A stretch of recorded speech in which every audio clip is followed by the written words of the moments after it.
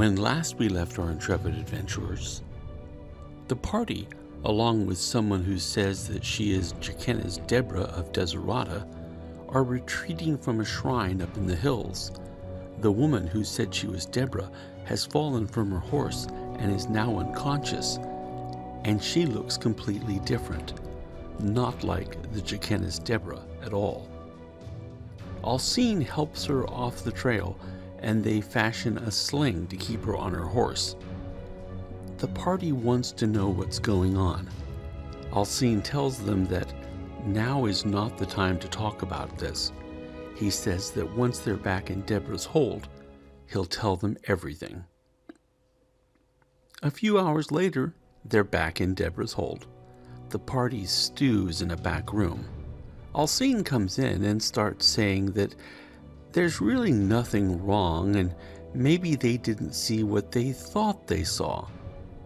The characters all give him a look that tells him he shouldn't go any further down this path. He takes a deep breath, and suddenly Scala flat out asks him, "Is she a royal speaker?" Scala has heard about them, but never seen one. Australia admits that that would make some sense. She's seen a speaker when she was a child, but thought they all died out. Scala explains to the rest of the party that a speaker is a person tuned to another person. The prime person can take over the speaker's body at a distance and mold itself into what the prime looks like. They were used for long-distance communication when a prime had to converse with a group of people far away. The speaker, for all intents and purposes, becomes the prime person during the link.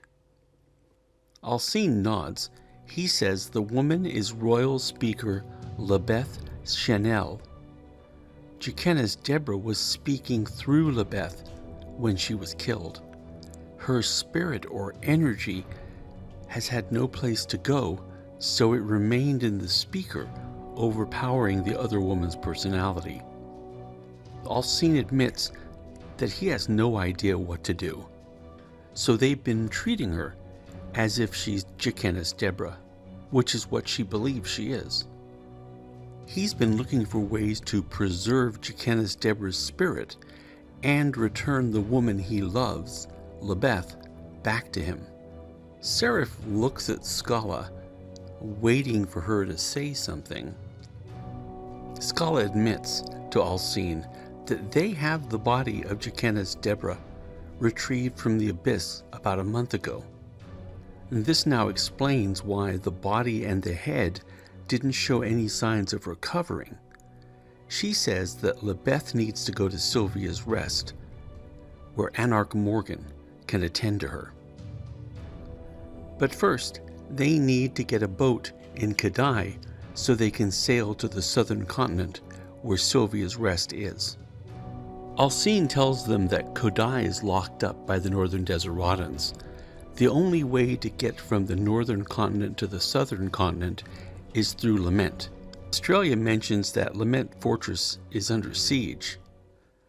Alcine says that he knows that, and the royal cavalry will lift the siege, if that's what needs to be done to restore the Jackennas and release Lebel.